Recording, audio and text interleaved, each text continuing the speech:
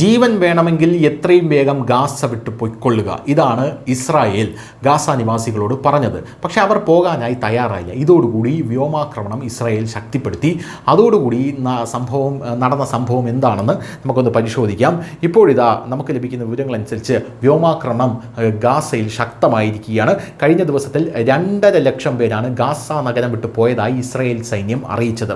IDF കണക്കുകൾ പ്രകാരം Gaza നഗരത്തിലെ 1/4 ലക്ഷത്തിലധികം ജനങ്ങൾ സ്വന്തം സുരക്ഷയ്ക്കായി നഗരം വിട്ടു പോയിട്ടുണ്ട് എന്ന് സൈനിക വക്താവ് കേണൽ അവിചയ് അദ്രൈ എക്സിൽ പറയുന്നുണ്ട്. ഗാസ നഗരത്തിലും പരിസര പ്രദേശങ്ങളുമായി ഏകദേശം 10 ലക്ഷം ഫലസ്തീനികൾ താമസിക്കുന്നുണ്ടെന്നാണ് ഐക്യരാഷ്ട്രസഭയുടെ കണക്കുകൾ സൂചിപ്പിക്കുന്നത്. ഗാസയിലെ മാധ്യമ നിയന്ത്രണങ്ങളും പല പ്രദേശങ്ങളിലേക്കും പ്രവേശിക്കുന്നതിനുള്ള വെല്ലുവിളികളും കാരണം സൈന്യം നൽകുന്ന വിശദാംശങ്ങളോ ഫലസ്തീൻ പ്രദേശത്തെ സിവിൽ ഡിഫൻസ് ഏജൻസി റിപ്പോർട്ട് ചെയ്ത ടോൾ കണക്കുകളോ സ്വതന്ത്രമായി പരിശോധിക്കാൻ ന്യൂസ് ഏജൻസികൾക്ക് സാധിച്ചിട്ടില്ല എന്നുള്ളത് വേറൊരു കാര്യമാണ്.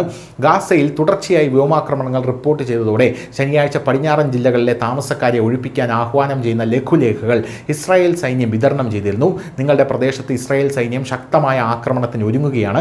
ഹമാസിനെ നേരിടാൻ സൈന്യം ദൃഢനിശ്ചയമെടുത്തിരിക്കുന്നു. നിങ്ങളുടെ സുരക്ഷയ്ക്കായി ഗാസയുടെ തെക്കു ഭാഗത്തുള്ള അൽ റാഷിദ് സ്ട്രീറ്റ് വഴി ഉടൻ ഒഴിഞ്ഞു പോകുക എന്നാണ് ലഘുലേഖയിൽ പറഞ്ഞിരിക്കുന്നത്.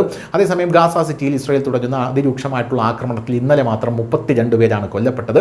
അതിൽ 12 കുട്ടികളുണ്ടെന്നുള്ളത് വേറൊരു കാര്യമാണ്. ഗാസ സിറ്റി ഒഴിയണമെന്ന് ഇസ്രായേൽ സൈന്യം ആവർത്തിച്ച് ആവശ്യപ്പെട്ടെങ്കിലും ഗാസയിൽ ഒരിടവും സുരക്ഷിതമല്ലെന്ന് ചൂണ്ടിക്കാട്ടി ഭൂരിഭാഗം പേരും സിറ്റിയിൽ തന്നെ തുടരുകയായിരുന്നു. ഇന്നലെ 7 പേർ കൂടി മരിച്ചതോടെ ഗാസയിൽ പട്ടിണി മരണങ്ങൾ 420 എന്നുള്ള റിപ്പോർട്ടുകൾ പുറത്തുവരുന്നു.